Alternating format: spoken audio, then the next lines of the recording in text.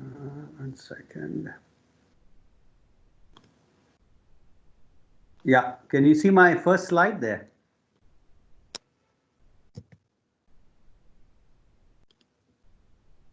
Okay. One second, I just need to get this organized.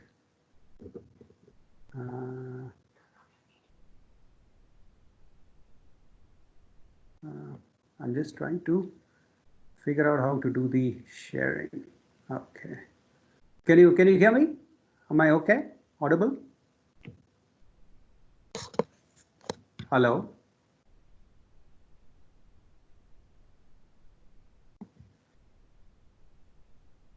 I can't hear you, Dr. Pandey.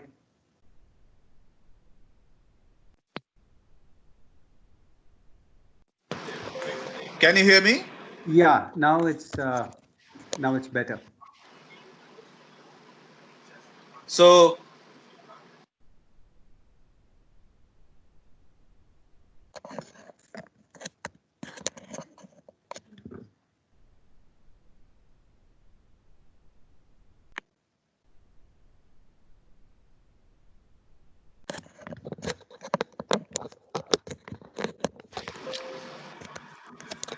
Yeah. Professor, can you hear me now? Yes, now it's a lot better. Now it's Okay, okay. So let me start here. First of all, let me thank you on the behalf of Office of Doctoral Studies, Professor. Now, it was great that you have accepted our offer and to speak on very prominent topic, which is actually very important now in these days.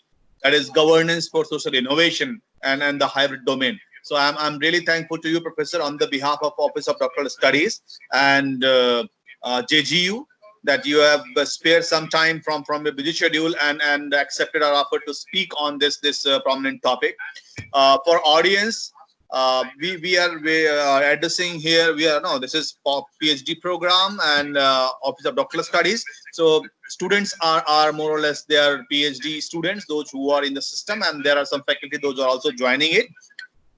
For audience, I would like to tell you that we are lucky that Professor Balaji Parthasarathy has accepted our offer and to speak on governance for social innovation, which is going to give us an enlightening opportunity to understand and enhance our research skill so that we can work in the similar area.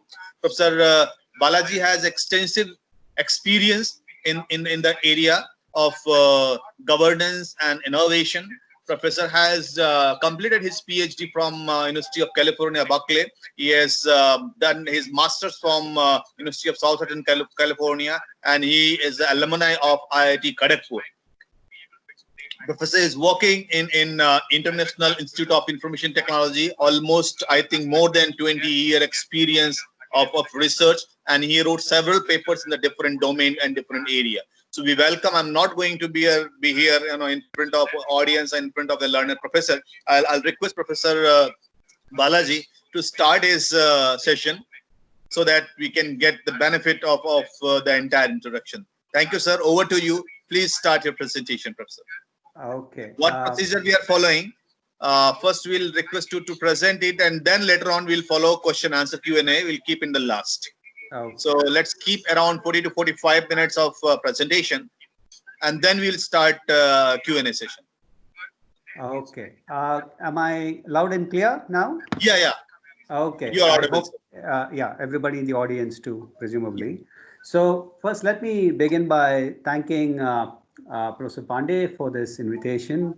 Of course, I must also mention here Professor Vinod Vyaslu, who used to teach at OP General University, for recommending my name, and to Professor Pandey for graciously accepting that recommendation and inviting me to share some ideas on an issue or a topic that I've been working on for almost a decade now.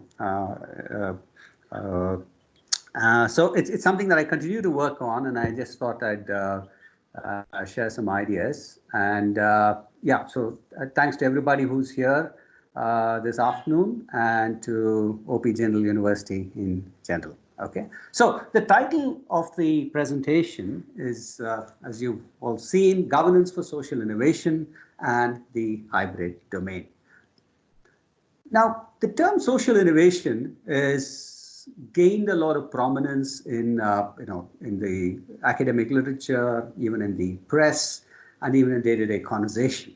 So I said, since when did we start using this? And if you look at a very sort of crude indicator of the frequency of use of this term by going to the Google Ngram viewer, you see that there's a very sharp spike in usage after 2000, around the turn of the millennium. There's a small sort of a bump around the 1960s and the 1970s, and and it sort of dies down, and then it sort of really takes off after 2000. We'll explain that little bump also later on in the presentation. But the primary focus is on why is it that we are suddenly talking about social innovation all the time? I mean, why has it become such a hot topic of conversation? Okay, to do so, it is sort of useful to have a sort of a larger picture as to provide a context for the sudden use of this term. Now, if you look at the last 150, 175 years, one thing that you note is that the world has become increasingly prosperous, specifically since the Industrial Revolution of, say, the mid-19th century. You see that on that curve, a very sharp rise in the overall world GDP. And these, of course, figures that are adjusted for inflation and expressed in 2011 dollar terms. So you do see that, you can quibble about the precise numbers, but there's no doubt that this has been, the last 150 years or so, has been a period of great prosperity, at least in aggregate terms, when compared to the last two millennia. However, if you sort of take apart that data a little bit, you see that it's a very unequal world. And, this is almost stating, what we know. It's nothing new, profound. You see the enormous gap between Africa at one end of the spectrum and Western offshoots on the top, which primarily refers to North America, Australia, and countries, that are part of the Western world but lie outside of Western Europe. Asia and East Asia sort of below the world norm. Okay. So we are living in an extremely unequal world, notwithstanding the enormous growth and prosperity. It's not been equally shared. And that there's also the persistence of extreme poverty. So if you look at the last maybe 3 or 4 decades, if you look at persistence poverty that's defined as $1.90 by international agencies, $1.90 a day, you see that it sort of persists in many parts of the world. In sub-Saharan Africa, it's almost 40% of the population, and even in South Asia, we have almost 1/5 of the population. So we are talking about 3 to 400 million people who live in extreme poverty. Although we're sort of experiencing declines, one thing to note here is that most of the aggregate decline in the world is because of the change that has taken place in China, right? It's been remarkable that in the last 3 decades, China has managed to pull 500 to 600 million people out of poverty, which has been historically unprecedented. So you see by 2015, there's almost sort of nobody. Sir, sorry to disturb you. Please share your screen. We are not able to see your screen. Oh, you're not? I thought, yeah. Okay, I'm sorry. I thought you were able to see the screen. No problem. Oh, because I've been showing slides. Yeah, initially it was, but. Oh, can you see this now? No, we can't see it right now. Okay, let me go back. Screen option. There's a share screen option after this audio button. One second, please. 1 second, please. Yeah. Okay. 1 second. Just a moment. Are you able to see it now? Yes, Professor, we can. Yes, we can see now. Okay, just a moment. I have no idea why this was like this. So you saw this slide? Were you able to see? Yes, we can. Okay. So you saw the first slide. So I just want to continue from where I left off. So this was the slide that spoke of the extraordinary growth and prosperity over the last 150 to 175 years, which shows the very sharp uptick from about the 1850s, the rise of the industrial, with the Industrial Revolution. And this points to the extremely unequal world, right? The wide gap between Africa on one hand and Western countries, Europe, North America, etc., in terms of per capita income. That means we have not been able to share this growth equally. Are you able to see this slide? Hello? Are you able to see the slide, Dr. Pandey? Yes, we can see the slide. Okay, thank you. Please let me know if you're not able to. So, okay. So what we also see is that there's this persistence of extreme poverty, as this graph shows. And so you see, particularly in a place like sub-Saharan Africa, you have about 40% of the population still lives in extreme poverty, which is defined by international agencies as, falling below $90 a day income in 2011 PPP prices. And even in South Asia, you have about 20% of the population, which is anywhere between maybe 400 million people who are living in extreme poverty. To the extent that the world has become a place where there's less of that, much of it is owed to the decline in China, which, as I mentioned, has made a remarkable effort in pulling up a very, very large number of people out of poverty. It's historically unprecedented. Okay, so these are the kind of phenomena we're seeing. So this kind of disparity has attracted obviously a lot of attention. You see, people like Thomas Piketty, commenting on the rise of plutocracy with the concentration of wealth, and other sociologists like Guy Standing, who talk about the rise of a precariat, especially in the context of what he calls a shrinking salariat. That is people who get regular wages, and a proletariat in more affluent countries. In other words, there's more of what's popularly called gig work. People do not have jobs that come with a whole bunch of benefits and so on. And that relationship between capital and labor has been changing over time. And the sociologist Manuel Castells, in his seminal trilogy, The Information World, talks about how the technological and productivity benefits of a globally networked informational economy only selectively connects localities throughout the planet according to criteria of valuation and devaluation enforced by social interests that are dominant in these networks. Now, so what you see is a socio-spatial unevenness that is manifest in inequities of access to various sort of physical and social infrastructure, and to the rise of what Castells calls a fourth world, as distinct from the three worlds that we knew during the Cold War times, the first world, the second world, and then a third world. He calls the rise of a fourth world, or what he often refers to as the black holes of informational capitalism. And this inequality and inequity in access to physical and social infrastructure is evident. There are a few indicators here that point to it. So, for instance, you see the mortality rate of children under 5. It's about 12.7% in Somalia, which is 60 times what you see in a little country like Iceland. Or if you look at things like life expectancy, the difference between a Sierra Leone and a Japan, or in terms of mean years of schooling between a country like Germany and Burkina Faso, and average income difference between a country like, if you ignore Qatar, where you're born with wealth under your feet, the difference between a Central African Republic and a Switzerland is about 87 times. So there's enormous disparities, and that in terms of sort of income and wealth, which in turn translates into inequities of access to a variety of social and physical infrastructure that we sort of think are things that people should have access to, whether it's basic healthcare, education, and so on.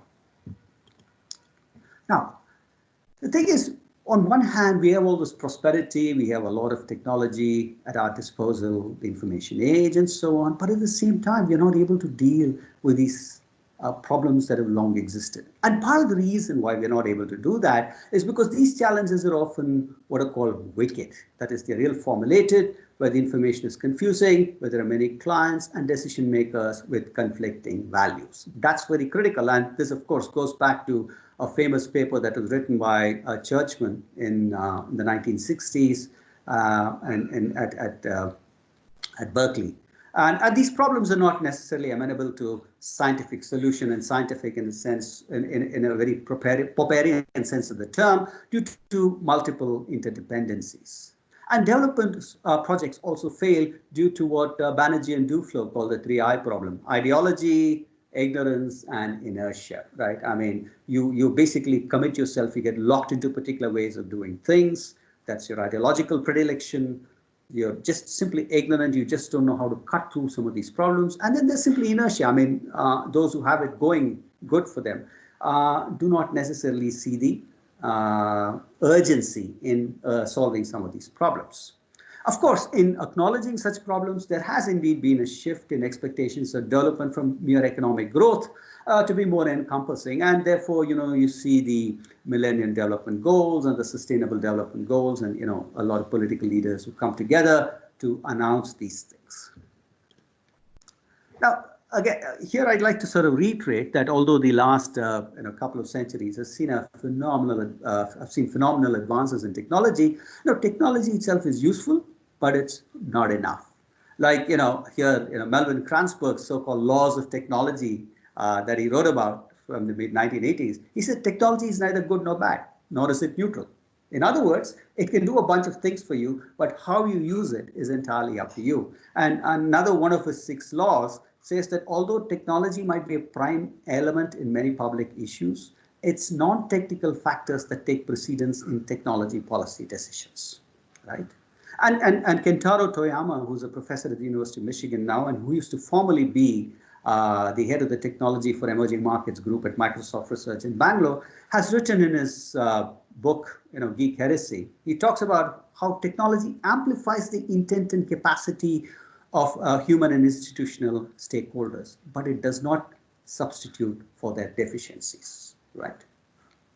And finally, I'd like to sort of go back to the 1960s and borrow from the great Marxist historian C.L.R. James, who famously said, "What do they know of cricket who only cricket know?" And what James was, of course, talking about was the rise and the ascendance of cricket in the West Indies, and trying to explain it not just in terms of the game itself, but situating that rise within a particular racial, political, and sort of class context that prevailed in the Caribbean at that time. And so I'm going to sort of, with due apologies, I'm going to shamelessly borrow from James and say, what do they know of technology who only technology know? In other words, yes, having that is useful, but you have to think about the larger context in which it is developed and deployed. So it is against this backdrop that people have been talking about social innovation as a possible answer, right? Thinking not just about technology and technological change, but innovation in a much broader sense of the term, right? And it was, Peter Drucker who sort of one of the initial people who actually used this term, and he conceptualized this in a paper I think he wrote in the 90s as institutional design that generates social benefits, right? So that is Peter Drucker's definition, or that's how we thought about it. More recently, Mollert et al. Have defined it as the creation of new products, services, organizational structures, or activities that are better in some sense of the term or more effective than traditional public sector, philanthropic, or market-reliant approaches in responding to social exclusion. In other words, they're talking about a particular configuration of institutions. And Bill Gates, when he was talking at the World Economic Forum in 2008, and this was a talk that attracted much attention, he talked about the need for creative capitalism. And this is, some would argue, the most successful capitalist, at least at that time, if you go by his the wealth. He said, we now need creative capitalism, an approach where governments, businesses, and not-profits work together to stretch the reach of market forces so that more people can think or more people can make a profit or gain recognition doing work that eases the world's inequities, right? So to Gates, it is not enough that we allow market forces to do certain things or states to do certain things, but he was talking about something much larger, right? He said capitalism's got to become a little more creative, otherwise we're going to continue to see the exclusion that we've been witnessing in the last century, despite all the economic growth and technological advancement. Now, so what sort of the previous slide pointed to was a very important term, institutions. And when we're talking about institutions, it's not at all surprising that I turn to the work of Douglas North, who said, they're little more than rules, or simply put, they're rules, humanly devised constraints that structure political, economic, and social interactions. They could be formal, that is constitutions, laws, and property rights, or informal, sanctions, taboos, customs, traditions, and codes of conduct. Right?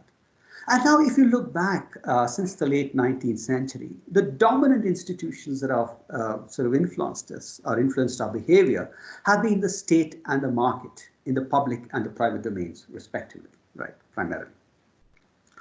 And it is this dichotomous state and market-led development models that have delivered historically unprecedented prosperity that we've seen, and indicators of which I showed in the earlier slides. Okay, yet the fact that so many people have been left out, that there's a persistence of poverty despite this prosperity, also shows that the 20th century's institutional models have not been adequate, right? They've been unable to ensure that the prosperity is shared and that a majority of people are actually excluded from the benefits. So what that implies is that we should start to think about alternate institutional models. And why is it that these institutional models have failed? Because on one hand, you have state failure in poor countries especially, and it's increasing retreat in advanced countries. And that in turn, for example, you have a variety of issues from corruption to all sorts of things in countries of the global south. You have collapse of the increasing sort of retreat or collapse of the welfare state in the global north. And all of this has sort of contributed to and reinforced growing inequality. Similarly, markets are good at certain things. They're good at allocative efficiency. But you've had, for instance, corporate scandals, and they've been dime a dozen, right? Bribery, outrageous salaries, all sorts of things that have rendered the private sector increasingly suspect, right? So you can't fully rely on the state, you can't fully rely on the markets. And therefore, the argument primarily that I'm trying to make here is that solving increasingly complex challenges to ensure that social groups are not excluded from the benefits that others enjoy calls for alternate social arrangements, which I call the hybrid domain, to generate at least what, even if not perfect solutions, what the late Herbert Simon, the great economist and social thinker at Carnegie Mellon said, called satisficing solutions. Now, let's take a sort of simple look as to why this is the case, right? So if you go back to, your Econ 101, and I'm sure there are many of you who are experts at this, and I'm not an economist by training, but if you take a simple sort of a diagram of, how to think about the relationship and between states and markets in terms of, basic, the provision of goods and services, you have excludability and non-excludability defined by property rights, and you have rivalness and non-rivalness that changes according to technology. And since this is an audience that I'm sure knows all of this really well, much better than I'm not going to spend too much time on this. But what I'd like to actually point out is that this is how we've been thinking about the world, right? And although these precise lines of where the property rights, for example, lie in different parts of the world, or how technology and what technology does in different in different contexts may vary, this is primarily the lens through which we're talking about these about sort of looking at sort of development and social change as a whole. Now, this has worked for certain things, right? So, for instance, the state is sort of considered necessary to innovate or to supply public goods. So, for instance, where, especially where the returns are hard for the private sector to recoup. So, for an instance, in India, you won't find, it's very unlikely this private sector is going to invest in something like ISRO. And the government of India has put in a lot of its resources. So, we have benefits of remote sensing and a variety of other things, which there's no very limited likelihood of the private sector investing. Now that the government has done that, the private sector is very gently or gingerly thinking in terms of entering that to play a secondary role. On the other hand, markets are an ideal option to sort of innovate and supply goods where there's very clear pricing issues, there's an ability to exclude, where property rights are very clear that you can exclude them, and those who cannot pay. So for instance, you have the Indian software services industry that's just gone out and blazed a trail for itself with now the world's largest software services exporters. They've created a global delivery model and as an organizational model to meet the demands of the global market, right? So it's not clear if the state would have actually done as good a job if it had to do so. And prior to 1985, when the private sector sort of started running with it, the government's own record through its public sector companies was not particularly glorious. However, if at all, sort of, this still leaves out a lot of the population. And if at all firms address poor markets, they typically have resorted to either selling obsolete products or they simply defeature current products. So they'll say, okay, here's a product with 10 features that I'm selling for a certain kind of a market. I'll sell it. I'll take out 4 of those features and sell it to reduce the price, right? Or you sell something that is old, that you sell it in a more affluent market. Even in India, they recycle, for example, consumer goods and so on, like your old refrigerators, etc., for the supposedly less affluent rural market, right? But more sort of crucially, states and firms tend to be reliant on top-down models of innovation. And even defeaturing or obsolete products do not guarantee demand, right? Because they often rely on alien design assumptions. The product is itself conceptualized for a very different kind of user, not for somebody who's making less than $1.90 a day, right? That person has to eat and do a whole bunch of things with what they have, right? So these sort of very different design assumptions mean that merely because you simplify the product and sort of try and sort of fiddle with it at the margins, it's not necessarily going to find acceptance, nor is it going to be valuable or meaningful to the person who's, terribly poor. So that's one set of objections to the problem of our conceptualizing, or the way we conceptualize this distinction between public goods and private goods. There's a second problem that's particularly poignant and relevant in the time that we're living in now. Now, there's this increasing demand for global public goods. Now, a good is globally public when it is non-rival, non-excludable, or its non-rival and non-excludable benefits impact more than one group of countries and does not discriminate against any population group or generation. So whether you think about pollution, air pollution that sort of drifts across, or you see the current pandemic, it's a global crisis. Now, global public goods are problematic. It's unclear who governs their production and delivery, since the production or the provision and consumption of public goods are not conceptualized as being tradable across national boundaries. So they thought about primarily in terms of nation states. Now, the provision of global public goods is not possible by simply rescaling of public goods because it challenges the concept of non-excludability. Now, if you're a taxpayer in this country, you get certain benefits, or you have a citizenship. So even if you don't pay taxes, there's some kind of a political and economic dimension to that, which becomes highly problematic. Now, further, as geographical distance and national regulatory boundaries shape accessibilities to the site of public goods provision, access will not be uniformly distributed across the globe, right? So you have, this sort of distance decay, and then you have, it doesn't often become possible unless some special efforts are actually made to reach out to the corners of the world where it is needed, but where there's no production, where there is a problem of this whole, saying who provides, who consumes. That gap has to actually be bridged. Right, and that's what we're currently sort of also witnessing in the pandemic, in the sense that we don't know how will we develop this, an answer to this, a vaccine, who's going to pay for it, who's it that, because this is contagious.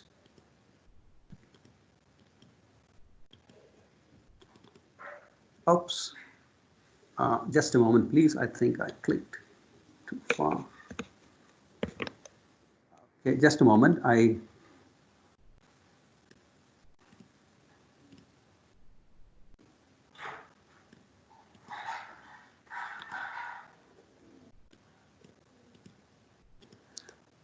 Okay. Is this clear now? Sorry for that.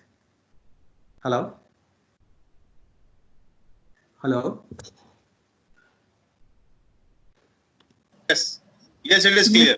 Okay, okay. Sorry. I'm just sort of some issue here. Okay. So so what you have are these sort of problems with our traditional, two-sector model with the state and the market, the public and the private sector. Of course, people have realized this. And if you go back to the 1980s, you had, with the Washington Consensus, there were efforts to build a state market gap driven by the call to what they call reinvent governments. And these usually were sort of public-private partnerships where certain public sector obligations were met by the private sector with very sort of shared objectives of public services and infrastructure delivery. However, part of the problem with the or part of the issue with wicked problems is that there's no clarity of goals or how to sort of achieve those goals, right? There's no clear objectives. And that's part of the problem. If it was that straightforward, we would have probably done it a lot sooner. Of course, you also have in the absence of states and markets, you have a third sector in the form of NGOs that have long existed to fill development gaps. But unfortunately, states and markets have typically viewed them, ideologically at least, as adversaries. Why? Because NGOs hold the state to account for development failures, and we have many instances of that. And they also attack or target the practices of firms. So what happens is that for firms, NGOs tend to be tree huggers or do-gooders with little understanding of the quote-unquote the real world. And this is the vast majority of the NGOs. There are a few exceptions here. These sort of the big guys like the Bill and Gates Foundation, Melinda Gates Foundation, the Wellcome Trust, etc. But for the vast majority of NGOs, which are mom and pop, this is how they're perceived. And the NGOs, in turn, generally tend to see the large companies as the sort of the evil representatives of capitalism, right? So there's this big ideological divide.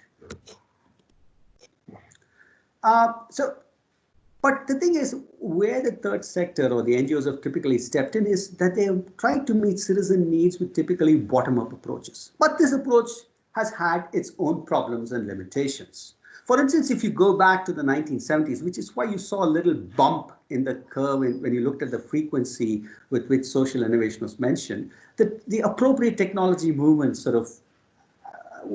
became popular, the writings of people like Schumacher and so on.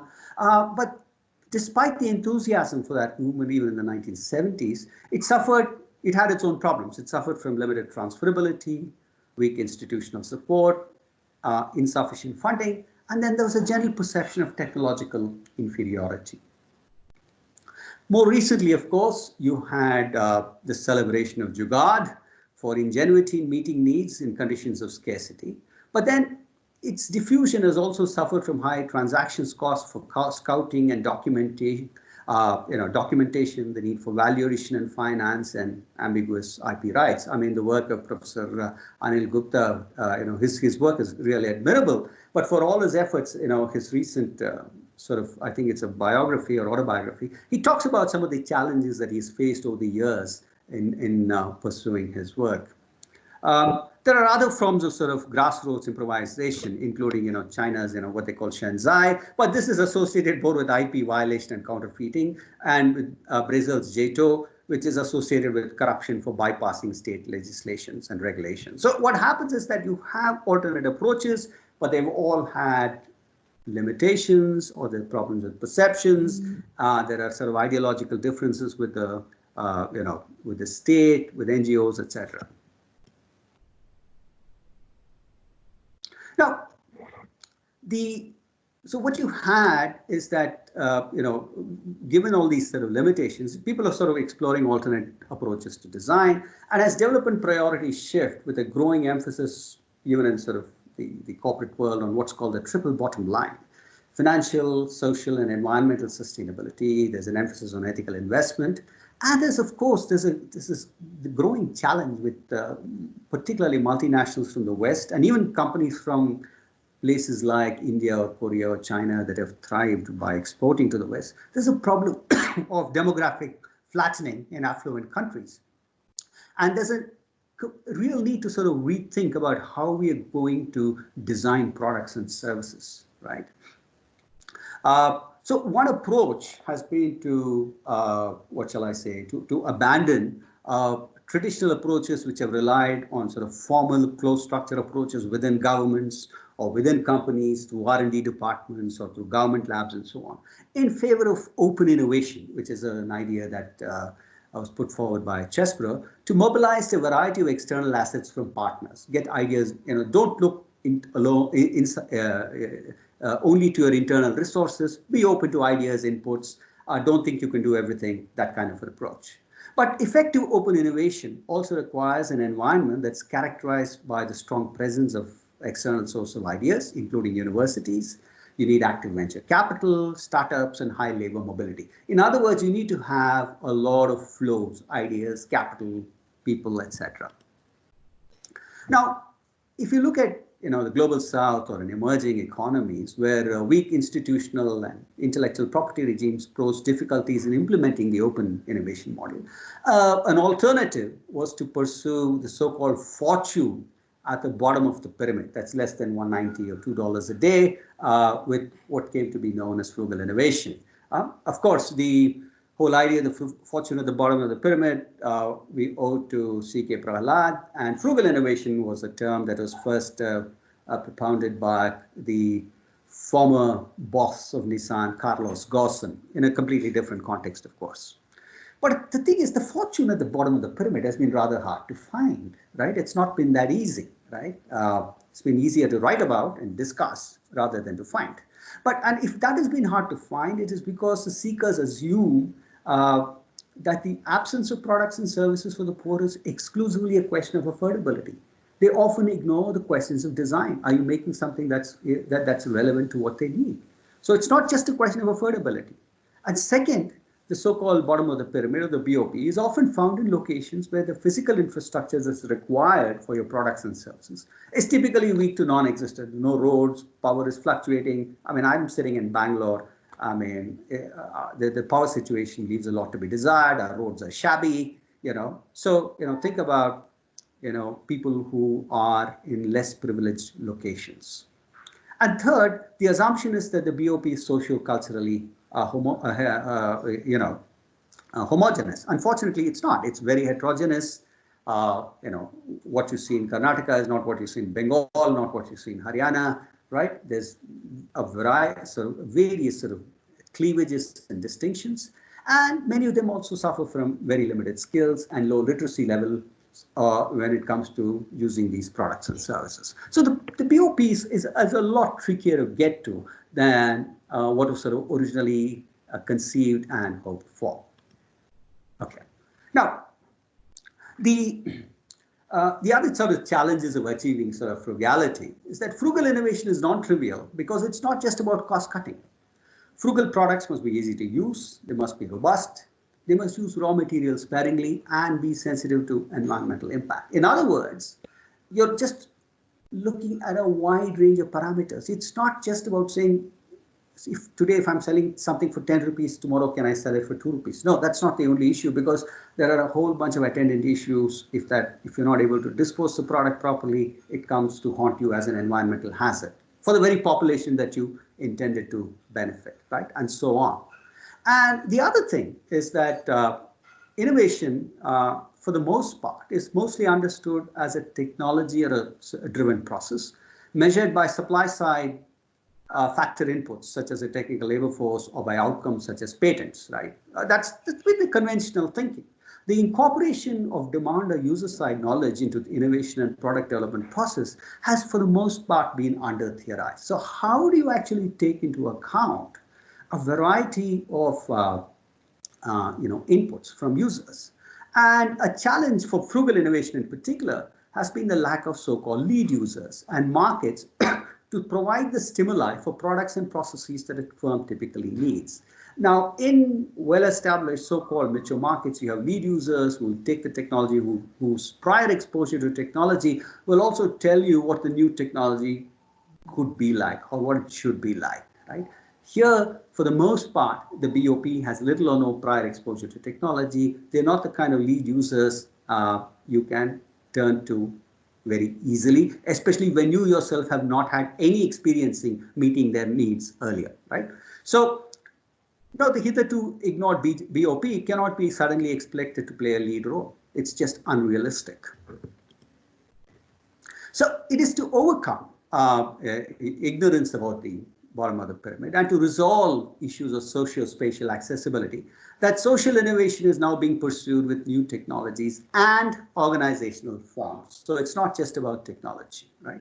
And that's also why, firms have increasingly turned or sort of decided to overcome their ideological bias to turn to partner NGOs whose grassroots linkages permits the design of goods and services around community participation. The NGOs have their ears to the ground or have had their ears to the ground, and they can tell you, they can articulate much better what is it that these communities need.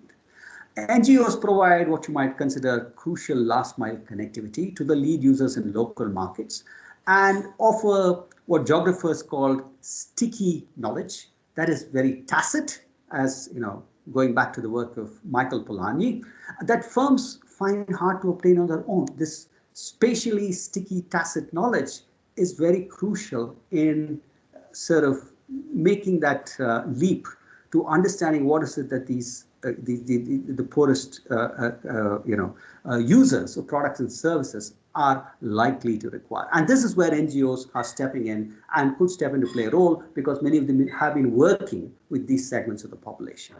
Now, the importance of NGOs, particularly in India, is likely to rise with the mandated corporate social responsibility following the passage of the Companies Act 2013, which required companies to devote a certain share of their profits to CSR activity.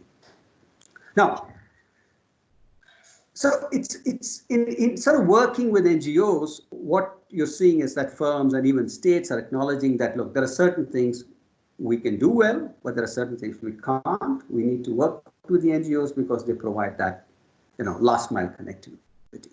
Now, there are also other things. I mean, there are also changes that have taken place as far as the NGOs are concerned. Now, working with NGOs is also a result of growing what's called institutional isomorphism, and this is borrowing from the work of the sociologist DiMaggio and Powell in a classic paper. As NGOs have increasingly come to adopt the processes and structures of firms to be accountable to donors. In other words, it's not just saying, give me the money, I'll run and do what I want with it. The NGOs have also started to put in place many structures, many mechanisms by which you're saying, okay, you're giving me this amount of money, this is how we'd like to spend it, and this is how we'd like you to show, this is how we'd like to show you the results, right? You also see, for instance, in research that I've done in the past and in a book that I've written on this, you see that a number of people from the corporate world, who made it big, who sort of maybe go through a midlife crisis, etc., are going into the NGO world, and Mr. Gates himself is a classic example of that.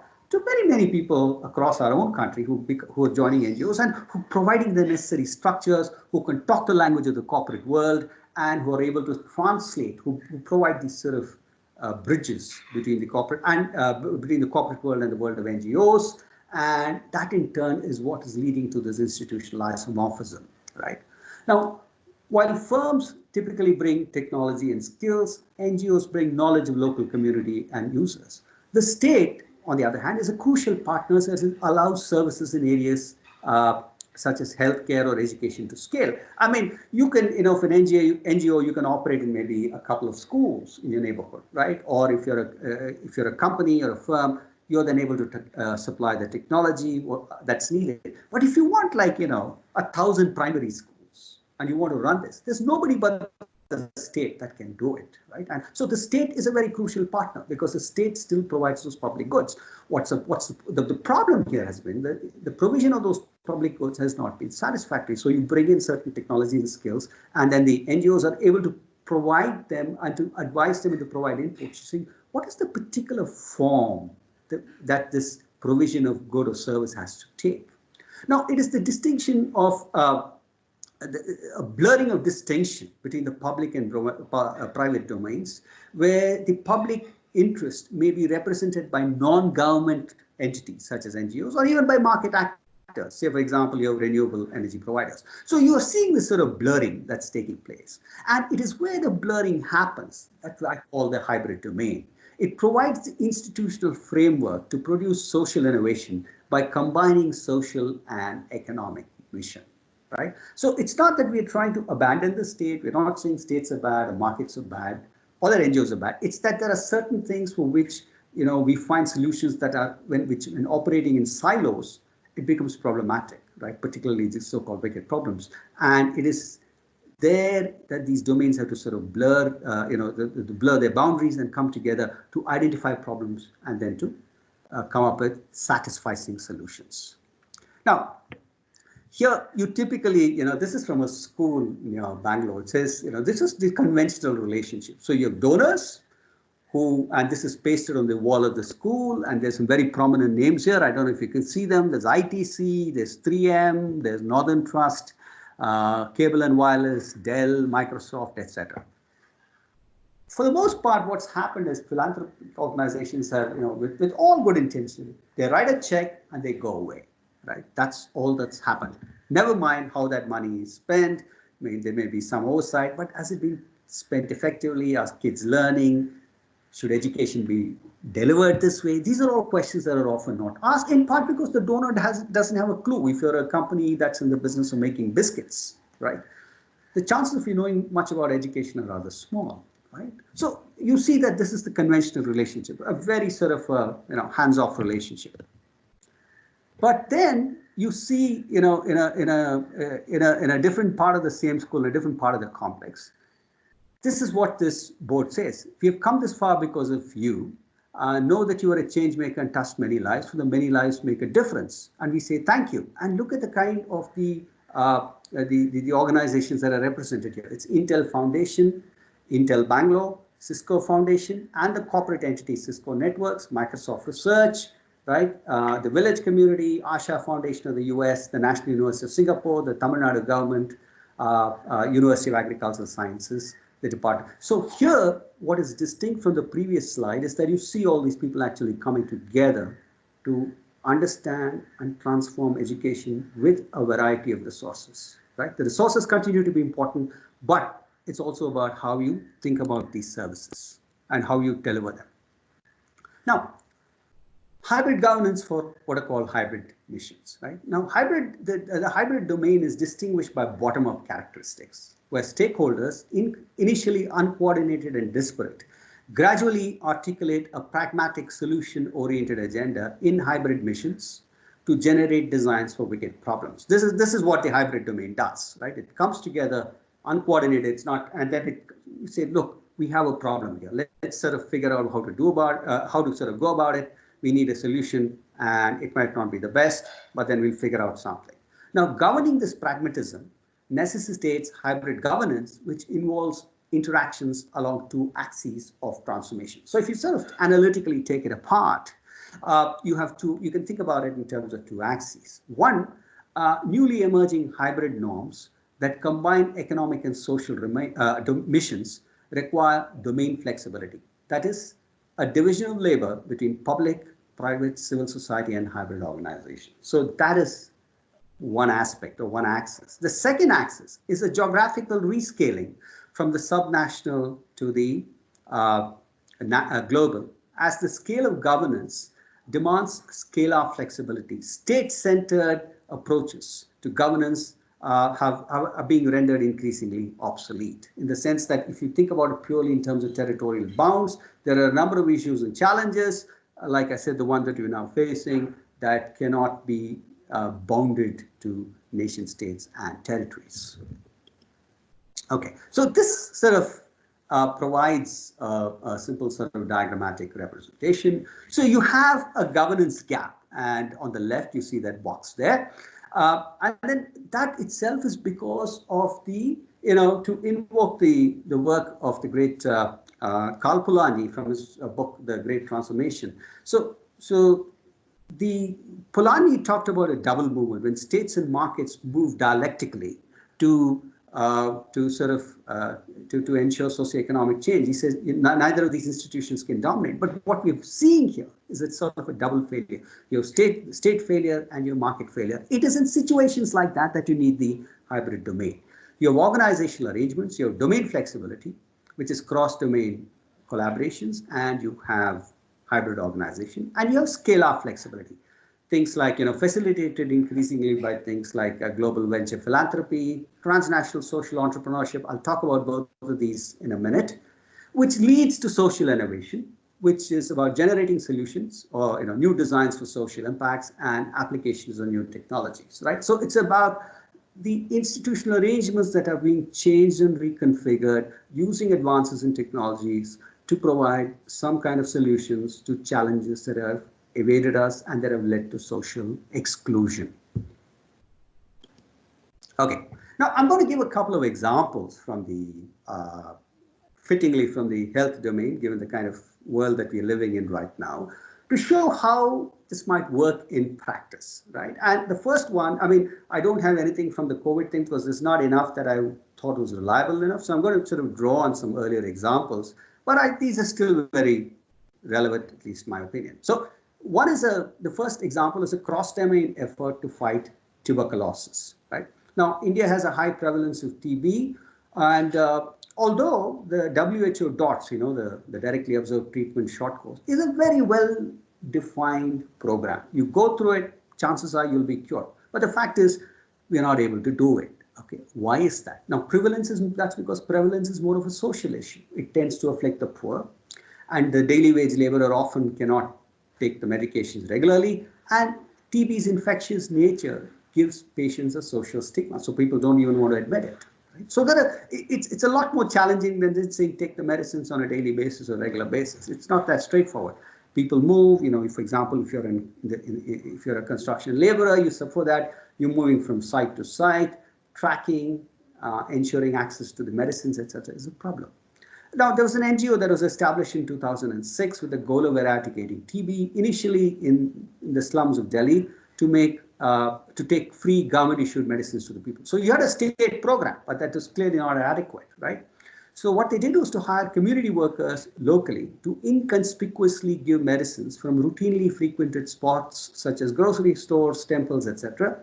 And workers also visited families to counsel them on how to prevent sort of the spread of infection. Right? So this NGO sort of took upon its role of actually accessing these families, providing this sort of grassroots counseling, providing this medicine in as discreet a manner, because they understood that this is primarily a social problem, not just a question of dishing out the medicines, which are available for free anyway from the government.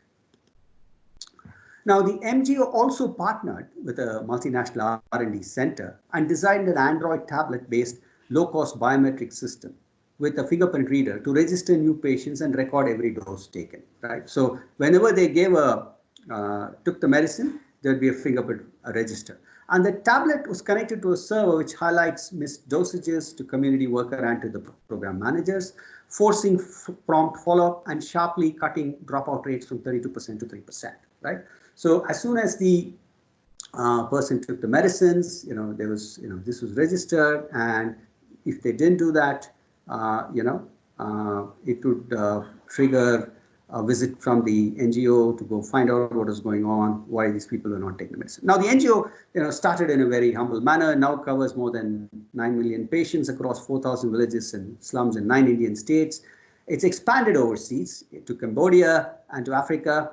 It's been widely recognized, various awards, etc. Now, what this represents is that it's an instance of domain flexibility of a fundamentally social problem, with the state providing a quasi-public good, which is medicines in this case, and the private sector providing the technology, with the last mile delivery being provided by the NGO.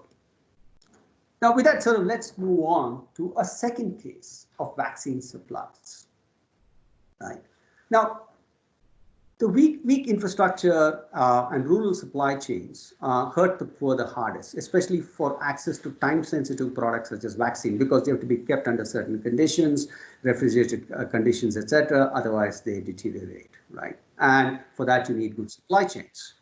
Now, to attack this problem, an American of Indian origin, and this was the kind of transnational social entrepreneur that I was referring to earlier in that diagram, with an elite private university education, returned to India after more than a decade's experience in building robust supply chains, including for the US Army's battle theater. So, very little infrastructure. How do you put together robust supply chains on the battlefield? So he came back with all of this experience and understanding, and he said, let's see if I can turn my attention to building rural supply chains for healthcare. The US Army requirements of network architectures and redundancies are very akin to rural requirements. And it helped this transnational social entrepreneur, that is the TSE, build an open source cloud-based logistics MIS, Management Information System, which allowed network agnostic feature phones, simple, not smartphones, to collect and receive last mile data. Right now, the data included, information dashboards and data analytics for information ordering and management, monitoring of storage conditions, etc. Right? Okay.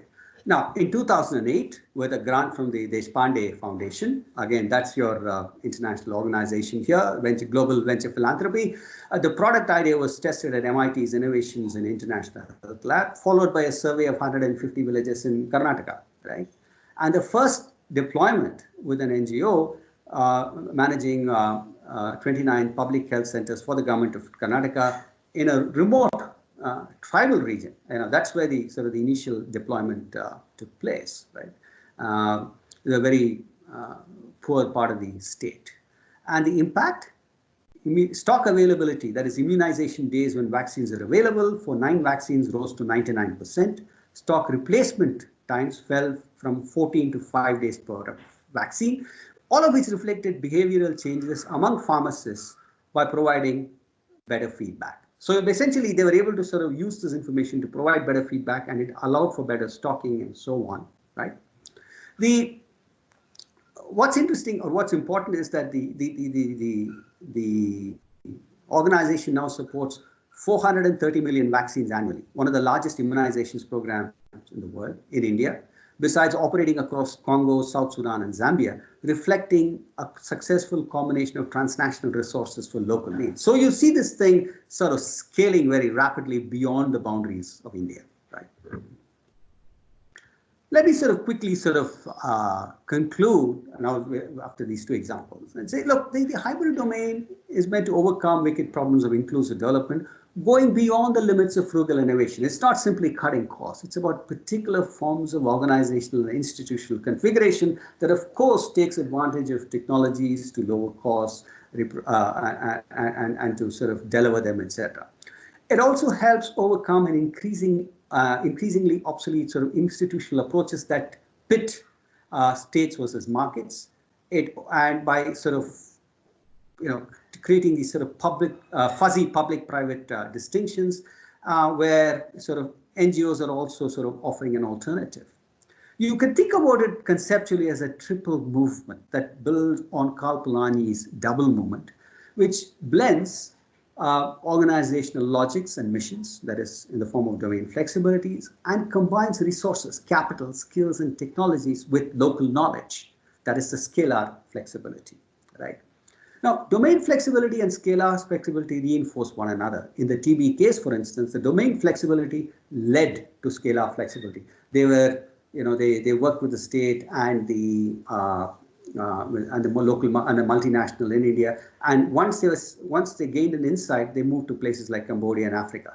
In the supply chain case, it was the other way around. The technology, the skill, and the capital came from abroad. But then they had to sort of combine it with the experience, the knowledge, the insights of the local NGO in that tribal region. I mean, that NGO had been working for many, many years, and combined it with this expertise to deliver healthcare, to at least improve the delivery of healthcare in that particular region. So with that, I'll stop. Thank you so much. But I look forward to comments, feedback, and a discussion. So, thank you, Professor. Thank you very much for am I audible? Yeah, please go ahead. Thank you, Professor. Thank you very much for your session. It was quite insightful and interesting.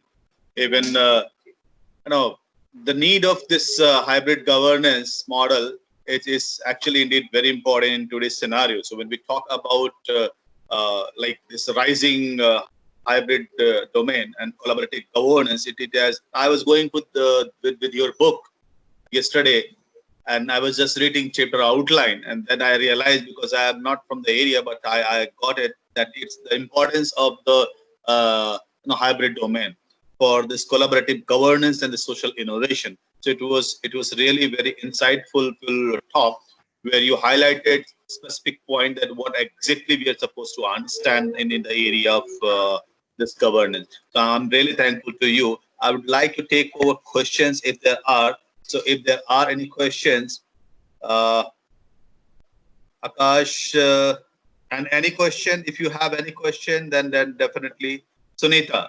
Sunita, why don't you unmute yourself and ask the question directly? Oh, thank you so very much. Can you hear me? Yes, Yeah, we please can. go ahead. Yeah. Wonderful.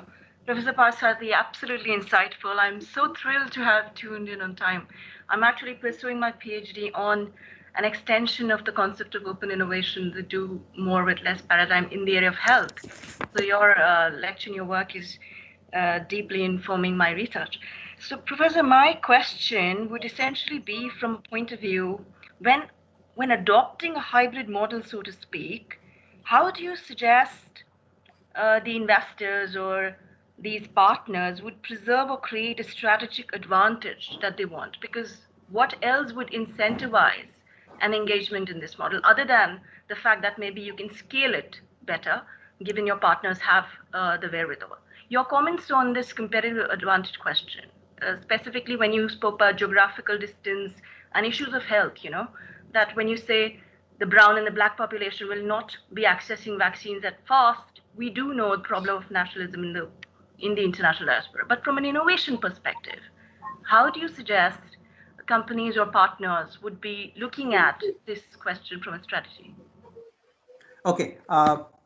Let me start with a caveat in the sense that I'm not a management person who looks at corporate strategy, but I have a very almost smart alecky answer to that question, which is to say, in many of these situations, you don't have an answer. So the question of incentivizing comes, you typically, they think about it through the lens of intellectual property. Do I get this intellectual property? How can I protect it? And so on. My answer to that, and here's the smart aleck part. If there is no P, where is the question of IP? You don't even have property. You don't even have an answer to the question. So you first have to, what this hybrid domain does is to first of all create that property that we can think of as a potential solution before we think about saying, if I invest X, how will I get Y, or how much is it that I'm going to, what returns am I going to reap out of that? So the specific arrangements which allow different partners to walk away with some benefits have certain things I think that needs to be, that can only be worked out conceptually. But what this really talks about, the hybrid domain, is even the coming up of a potential solution and an answer to these challenges. And then it probably requires, in the case of significant, in the case of health and so on, I would reckon that it requires significant incentivization by the states to actually get companies to put in their technologies and skills and to work with the NGOs. So it's really about, first of all, creating the answer. I mean, even before, for example, in the case of the coronavirus, we can talk about a vaccine, who's going to benefit. Do we have an answer? No. Where's the P? Did I answer your question even if not satisfactorily? No, this is fantastic. I think I gather the point. Of course, political will is required. And if I might just extend it, you mentioned about philanthropy playing a big part in bringing about this hybrid context. Again, as a lawyer and in the area of intellectual property, I'm a little suspicious about the role of philanthropic capitalism, so to speak. So, what is the future of this hybrid way when you have drivers who are both philanthropists and capitalists, or in some form kind of have a merged identity? Sure. So I think so far a lot of that venture philanthropy, if I might use that term, or philanthrocapitalism, I mean, these are the terms that typically float around, have been largely driven by the whim, if I might, or the good heart, depending on your point of view, of individuals. It might be a Gates, it might be, I don't know, all these other wealthy guys who are spending money, who made money and spending it. So it could just be a passing whim. But I think one of the things that we've done in our country is we are the first in the world to actually institutionalize it and say, look, we have this corporate social responsibility. I don't care. You're going to spend 2% of your profits and you have to do it. Right. So in that sense, we are trying to institutionalize that. Whether that's good or bad, whether that's necessarily, as some people have called it, tax on companies, etc., is a normative issue that we can sort of talk about. It's a very different game, and I'm not the best person to talk about it. So this I see as a means of institutionalizing it. Now, again, whether philanthrocapitalism or having people like that, or Mr. Gates and others invest, I think it's, again, you can argue. I think it's not a clear-cut solution. It's not a clear-cut argument. But also, it's worth remembering that historically we've had a long tradition of philanthropy. Right? Philanthropy is not something that appeared circa 1990. Right? Philanthropy goes back thousands of years. Right? Our own temples and so on are all built on philanthropy. So it has always been there as a tradition. It's taken a particular form today, so I think we have to sort of accept that. And I think in this country we managed to finally institutionalize it. And many countries are looking to the Indian law to see if they can adapt something. Similarly, in the US, they have these. There's a particular form of the company structure that they allow. Which just eludes me. The term just eludes me. I think it's Company D or something like that. It's called. So, but yes, there are similar forms in other parts of the world too. UK, the US, etc. Thank you, Professor. Thank you very much, Sunita. And furthermore, do you have further question? I think I'll write to him. I'm interested in other questions as well. Thanks. No problem. You can ask, Sunita. It's open. Are you asking me to continue? Yes. You can ask. No problem. Professor, I have to refer to your book, but is there a specific definition that you would have come up with other than institutional framework being hybridized? Because I'm suggesting, from what I gather from the literature that you and the definition that you walked us through, you're essentially speaking about it from regulators or a government's perspective. But in a global sense, would you be able to kind of hint any kind of a definition of this approach to designing?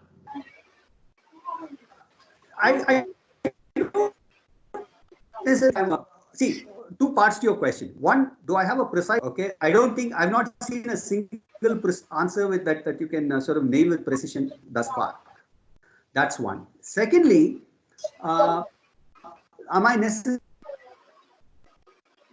taking a state-centered up there? I would sort of beg to differ, because what I'm saying, a lot of these things are market-centered. We need to sort of move away from that, and we need to think about this.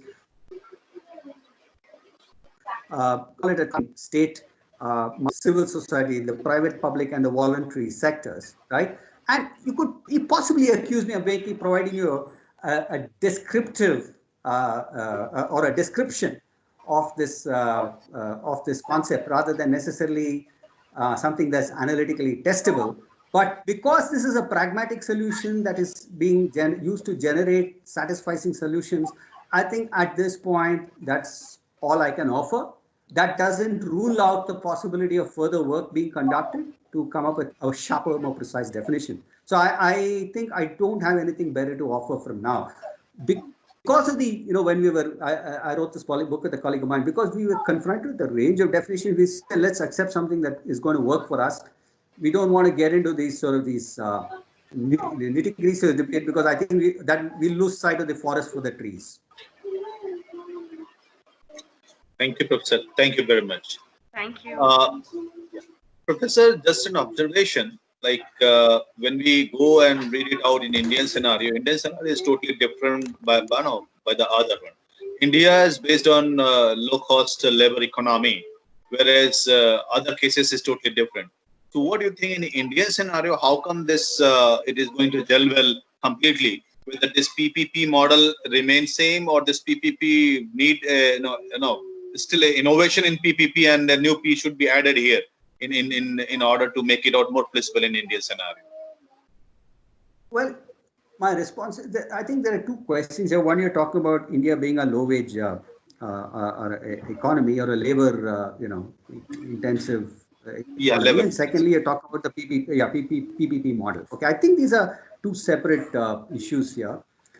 Let me take the second issue first. I think what I was hoping my presentation pointed out was that the PPP model is not adequate. That works only when you have very well-defined problems. Okay, build a road from point A to point B. Right? These are the specifications. Go ahead and do it. Within the state, if you do it, it's going to cost us more. So the private sector comes in, you bid, and then you have this BOT models and all sorts of things that very. So that would be actually to go back to the earlier question that the other person raised. Yes, that's the kind of state-centered approach you're trying to sort of get certain kinds of public goods delivered with private sector participation. So that's one side. So, but that has its limits. If that worked, we wouldn't continue to see the kind of challenges that we are. So that's one. Now, in terms of sort of, I don't think it's a question, about turning to the first part of the question. I don't think it has anything to do with being labor intensive or not. It's about the nature of the problem. It's not about the nature of the, sort of the composition of the labor force. Because you have these quote unquote, these wicked problems even in pockets of, or these kinds of challenges even in the most affluent countries of the world, right? Problems of access to housing, for instance. Right, and so on and so forth, right? Or those kinds of challenges are prevalent even in affluent context. So it doesn't have to do with low wage, low wage labor, or the composition of the workforce, right? So this has to do with the nature of the problems. It's sort of the clash of how do you sort of define these goals? How do you think about achieving those goals? That's what is the real challenge. Probably, I think, as you suggested in your book, that this might be a solution. One can think about Indian scenario to socially sustainable business model to develop that SSBM, because for Indian scenario that needs an that will play an important role. I think I'm not expert, but this is what going through. So the thing is, although the book was largely driven on or used sort of Indian cases, we did field work primarily in India. I think this applies more globally because I mean, you have NGOs, you have states, markets all over the world, right? So the idea is, I think if it had been limited only to India, I think the value of this idea would have been very, it wouldn't have been very exciting, frankly. The fact is, can you go and test it out in other parts of the world, to Africa, to parts of Latin America, East Asia, so where similar conditions prevail, and even to affluent contexts where there are pockets of deep poverty. So wherever you have these kinds of challenges of unmet human needs, wherever social exclusion is very evident and glaring, that's when we start to think about these kinds of models, because there are certain things states do well, markets do well, and NGOs have been doing well. But despite that, we are facing these challenges across the world. Yeah, thank you, sir. Thank you for highlighting this issue. Definitely, this network. Now, I was reading something on network governance, and then parallelly similar thing, where we are talking about the polycentric governance and the governance, hierarchical governance, different governance structure, where we emphasize more on the role of the state in the governance while stabilizing other processes. Definitely, it is indeed a very important concept, and I agree that this can be, uplift India in a different way. So it required to understand and shape an Indian scenario. Thank you, sir. Any question from any other guest? Any question? Thank you. Since no question, it was really interesting, very interesting topic. Because as a statistician, I was hearing, and I just try to make it out that how important this concept is. We are still developing country since last 70 years, and there are so many steps which needs to be done in order to make it out develop. And definitely that involve our social structure, our models, our infra, but the theoretical structure needs to be rectified more closely. So I think it was an enlightening talk from your side, Professor. I'm really thankful to you on the behalf of Office of Doctoral Studies, OP Jindal Global University. We are really thankful to you for sparing your time from a busy schedule. We'd love to host you in near future. Definitely when this pandemic goes, definitely would love to invite you here in physical, and definitely would love to host you, but not in virtually, physically here in the system. Thank you very much, Professor. Thank you very much for your time. Thank you, Dr. Pandey. It's the pleasure of sharing some ideas was mine, and certainly I look forward to visiting your campus in person, once things are a little less unsettled. Okay. Thank you, and thanks to the audience for patiently bearing with me this afternoon. Okay. Good luck. Thank you, sir. Take care. Stay safe. Bye-bye. Bye.